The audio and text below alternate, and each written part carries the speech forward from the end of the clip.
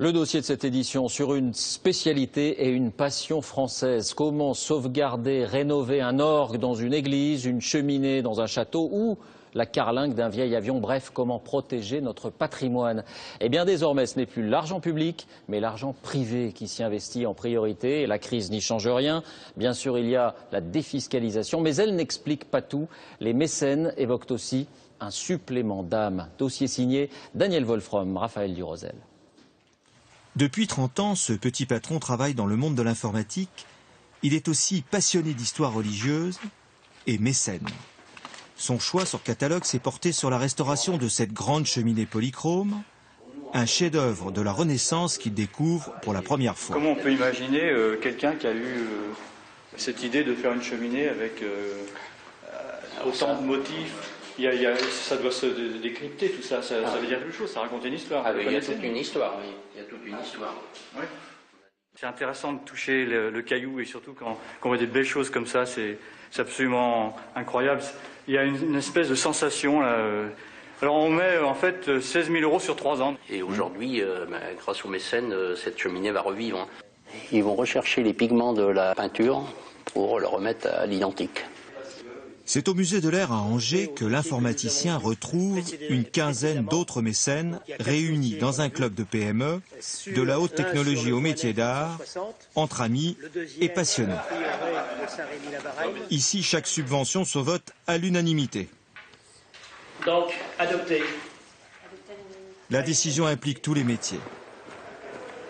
Rien ne prédisposait ainsi ce maître verrier, spécialiste du vitrail, plutôt familier des cathédrales, à investir dans la restauration d'un bimoteur des années 60. Bonjour, ça a bien avancé depuis. Autre avantage, la passion pour le patrimoine permet aussi des déductions d'impôts. Notre dotation globale est de 4 000 €. Sur ces 4 000 €, 60% sont déductibles au titre de dons. Donc le coût réel pour l'entreprise est de 1 400 €. Nous avons, nous, à nous ouvrir sur des univers qui sont autres que le monument historique. Cet avion, par exemple, qui était dans un état épouvantable. Là, on voit qu'avec tous ces bénévoles, un jour, il revolera. Un engin comme le Moinet Jupiter qui est unique au monde, qui volera un jour, je pense qu'on le verra au Bourget, c'est ce qui est prévu. Je pense que grâce au musée de l'Air et à nos sponsors, on atteindra notre objectif. Ce nouveau mécénat est aussi une bénédiction pour les municipalités. Saumur, son château, sa mairie et ses 22 monuments historiques, tous à la charge de la ville. L'État se désinvestit de plus en plus, c'est dire combien il est difficile pour les communes de s'occuper aussi de leur petit patrimoine. Ici, l'orgue date de Louis XIV. Coût des travaux de restauration, plus de 400 000 €.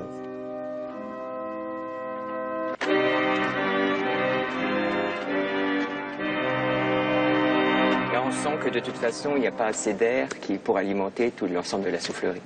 Tout le vent est à revoir et puis il y a une grande partie de la tuyauterie qui est quand même dans un état assez lamentable. Le club des PME à lui seul financera 10% des travaux. L'un des mécènes, une grande maison de vin, est un partenaire essentiel pour la mairie. Notre métier, c'est d'exprimer la richesse de nos terroirs à travers les différentes appellations, les différents vins que nous faisons. Et donc l'association est toute naturelle finalement avec la Fondation du patrimoine et mécènes d'aujourd'hui pour préserver et puis pouvoir transmettre le patrimoine culturel. Il faut bien comprendre que ces programmes de restauration qui sont extrêmement importants, nous sommes aujourd'hui à 10 000 € près pour restaurer un orgue comme celui-là, restaurer un bâtiment. Nous avons besoin de cet apport de 3 000, 4 000, 10 000 €. C'est extrêmement important. Nous bouclerons nos budgets comme ça. 3 clubs de PME dédiés au mécénat culturel existent en France. L'objectif est maintenant d'en créer un par département.